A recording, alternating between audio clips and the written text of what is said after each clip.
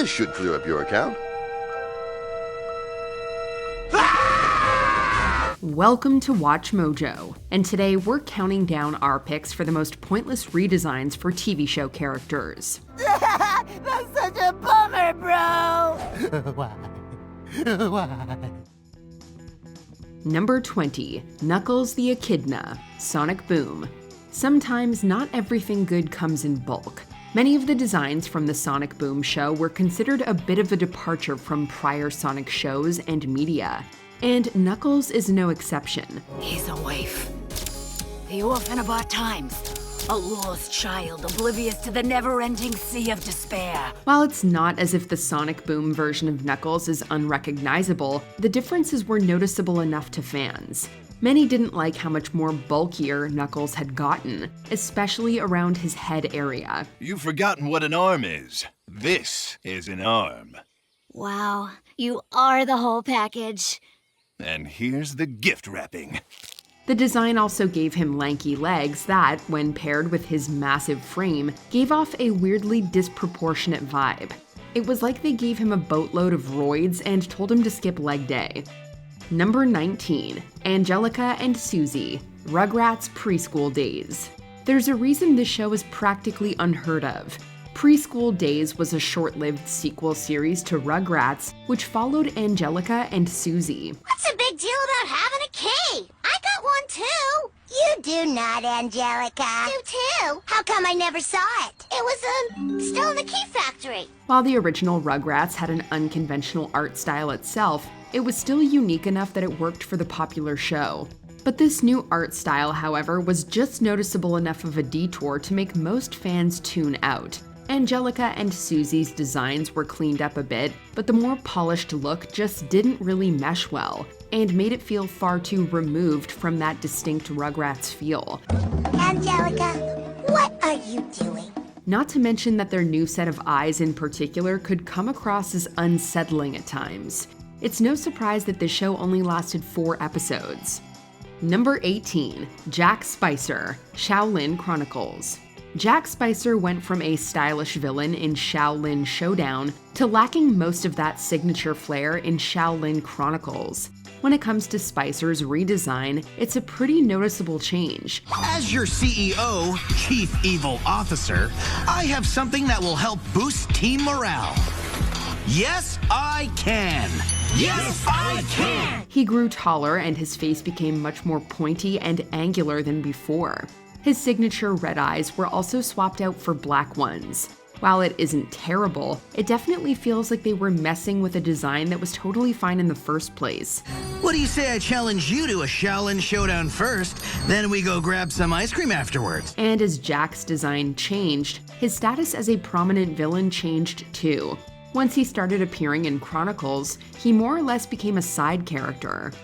Number 17. The entire cast, Sailor Moon. This American version of the beloved Sailor Moon anime series never actually saw the light of day, but that's probably for the best. Sailor Moon was surrounded by her closest friends, the Princess Warriors. Sailor Mars, Sailor Mercury, Sailor Venus, and Sailor Jupiter. When this take on the franchise began in the early 90s, an unaired pilot was created which featured a radically different animation style. The designs which were made essentially got rid of all the uniqueness that the original Sailor Moon had. You don't even need to be a fan to know that this is a pale imitation. Just look at these characters and compare them to the classic, and the differences are night and day. So, this is what I missed the dance for? You guys are in for it, and if I break a nail, you're really in for it. The new animation style wasn't the only thing they westernized, they also completely changed the names too. Sometimes it's better to just leave some properties untouched. Number 16. The Trains, Thomas and Friends, All Engines Go. Not everything has looked great in a CGI style, but Thomas and Friends was an exception. Its original model style wasn't just something that made the show work, it made the show iconic. So when everything went 2D in the new All Engines Go series, things just fell flat. Literally. Here comes Thomas! Oh no, I'm on the wrong tracks! The flatter two-dimensional look made these newer baby-faced versions of the sentient trains feel lifeless. The original show felt lively and full of charm, but this new show and their oversimplified designs just felt devoid of all of that magic. This reboot ultimately went off the rails. Oh no! Epic mud plunge! Come on, we gotta get you back on the track. Oh, what's the point? Number 15, Jake Long, American Dragon, Jake Long. Disney had a real hit on their hands with American Dragon, Jake Long. After all, the premise of a teenager being able to morph into a gigantic freaking dragon is impossible to be bored by. Check this out, G. Dragon up, yo! Wow! I'm not only ready to fly, I'm ready to soar. Represent! And for the first season, this show captivated viewers with its compelling story and amazing art style. Then, in season 2, the direction just abruptly changed. As the show entered into a much more slimmed-down art style, it really took some of the oomph out of the show. And this was especially obvious with Jake. Jake! Welcome back, buddy! Phew! I've never been so happy to be bad at schoolwork. His dragon form became smaller, thinner, and just less exciting overall. Jake looked like a real American dragon for about the whole first season. Then afterwards, he looked like an American dragon from Wish. Number 14, the entire cast. Be Cool, Scooby-Doo. Scooby-Doo has always been a franchise with recognizable characters. So did Be Cool, Scooby-Doo really need to try and reinvent the wheel? The designs for Mystery Inc. stand out right away for being kind of distracting. That's how we can help. We solve mysteries. And there's a rational explanation behind every mystery. Huh. That's very interesting, Miss Dinkley. Sure, the gang pretty much rock the same iconic clothes as always, but the way they're drawn is certainly something else. The fairly realistic human designs were swapped for a cartoon aesthetic reminiscent of shows like Family Guy. And at times, it almost feels like you're watching a parody of Scooby-Doo rather than the real deal.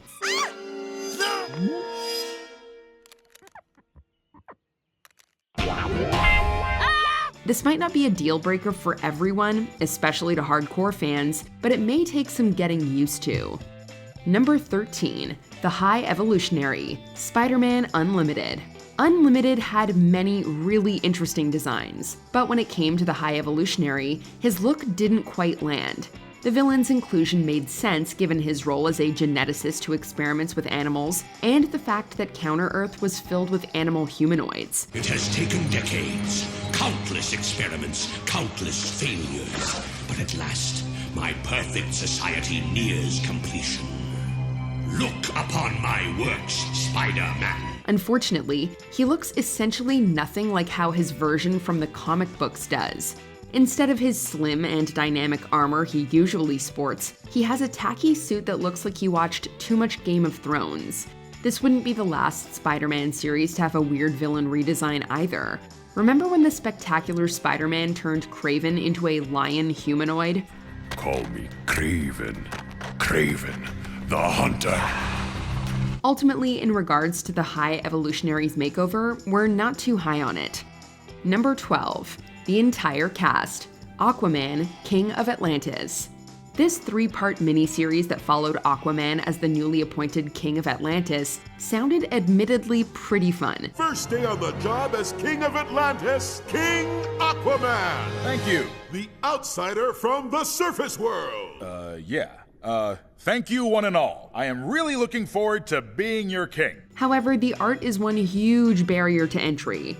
If the phrase, "it's an acquired taste" were a show, it would be Aquaman, King of Atlantis. These designs had a very hyper-exaggerated style that fans didn't necessarily think complemented the show. While the whole crew of characters look quirky, Aquaman himself is arguably the biggest offense. You don't think about that until you live there. And then it's all you think about. It'd be mean to say he looks feral, but he kind of does. His scraggly beard, green seaweed hair, and crazed eyes definitely don't help his case. Maybe it's best for DC to stay away from this look. Number 11, Ash Ketchum, Pokémon the Series, Sun and Moon. To say fans didn't like the redesign of Ash Ketchum in Sun and Moon would be putting it lightly. It's been one of the biggest criticisms hurled against the series, and we can see why. Yeah, Professor, you're right. I'm sorry. The decision to change Ash's design by giving him more childlike and babyface features set him drastically apart from how he looked in other Pokémon media. Unfortunately, this wasn't a very good change, and certainly not a popular one either. What's wrong? Doesn't sound good. For the fans, this was a jarring departure from the normal style. It also wasn't something they wanted to have to adjust to. This was a design that probably would have been best kept locked inside of a Pokeball. Number 10, Looney Tunes, Lunatics Unleashed. Not every Saturday morning cartoon needs an edgy, gritty reboot, Warner Brothers.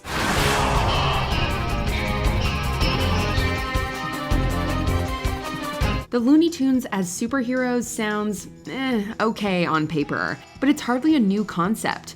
In the old cartoons, Bugs had become Super Rabbit and Daffy Duck had his Duck Dodgers alter ego, with Porky as the eager young space cadet.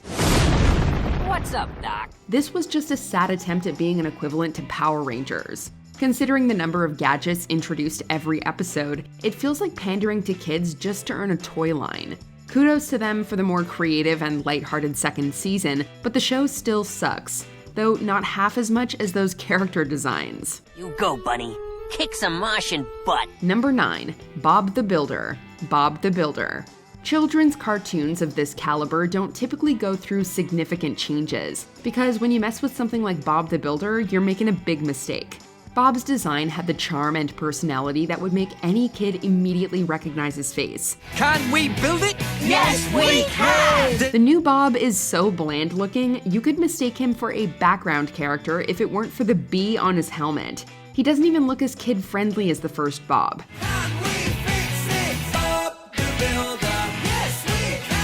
And as you'd expect, fans and critics did not take this lightly, and condemned the show for its drastic changes. Can we fix it? Maybe not.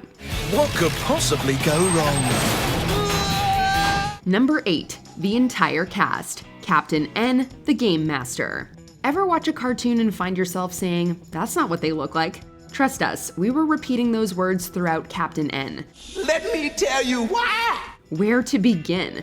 Well, Mother Brain is not a goofy alien with mascara and lipstick. King Hippo is not blue. Simon Belmont is not a blonde, brawny douchebag. And last we checked, the Blue Bomber was, blue.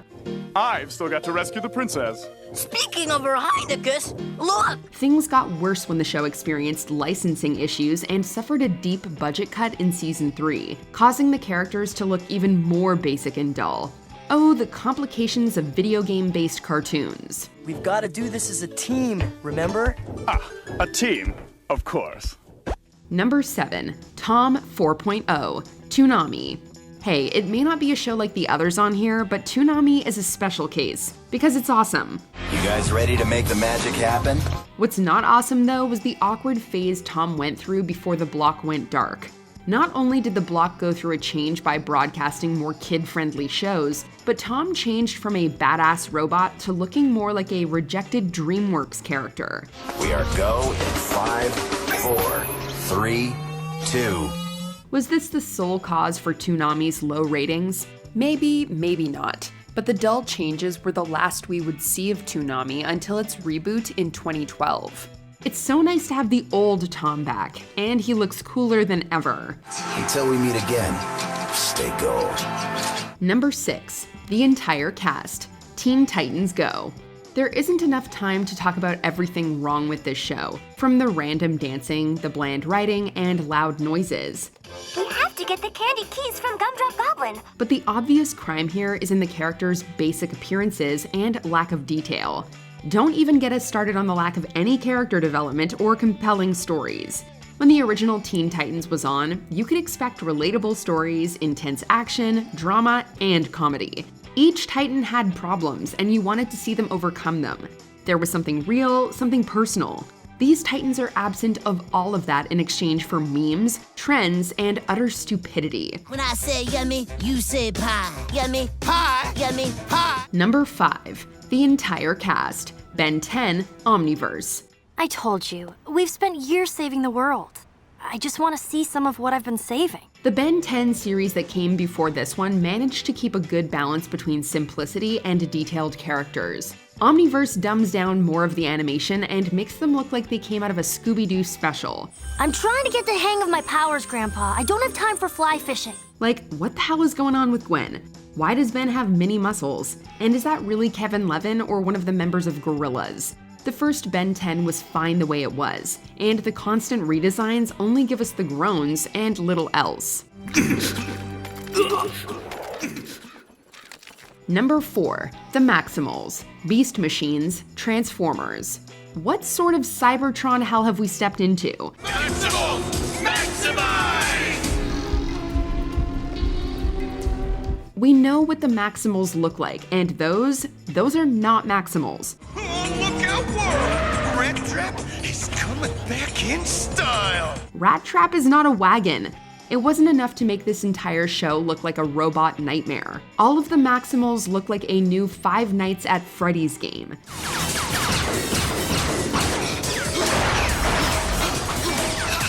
Why not just go with the classic designs?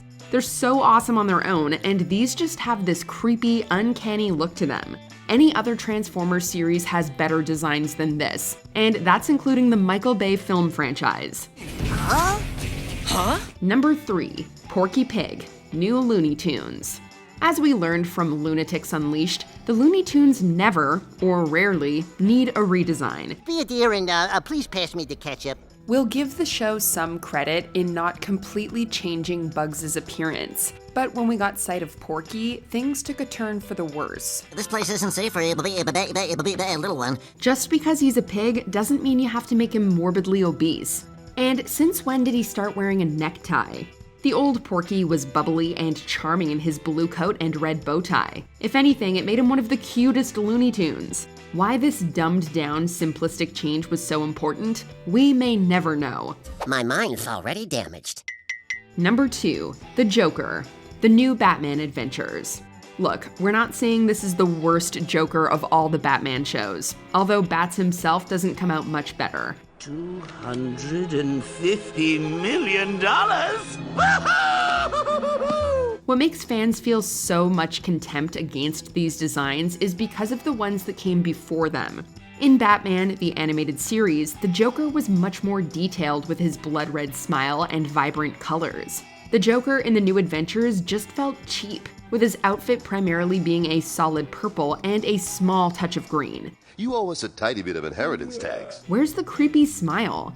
This Joker just debuted in the wrong place at the wrong time. Before we continue, be sure to subscribe to our channel and ring the bell to get notified about our latest videos. You have the option to be notified for occasional videos or all of them. If you're on your phone, make sure you go into your settings and switch on notifications. Number 1, HeMan, The New Adventures of HeMan. Where's the power of Grayskull in this guy? HeMan is recognizable for the barbarian armor, luscious blonde hair, and his kick-ass power sword.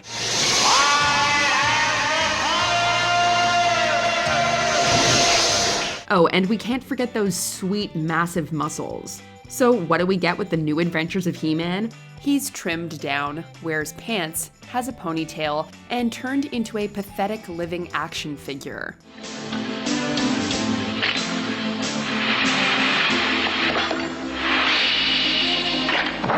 Either that or G.I. Joe forgot which cartoon to be in. And even the power sword looks stupid. Well, hopefully his adversaries are still just as menacing. Wait, why does Skeletor have eyeballs? How does that work? Now, what can I do to make up for this misunderstanding? Is there a not-so-great redesign that we missed? Let us know in the comments. I should have known I'd mess it up. I always do. Did you enjoy this video? Check out these other clips from WatchMojo and be sure to subscribe and ring the bell to be notified about our latest videos.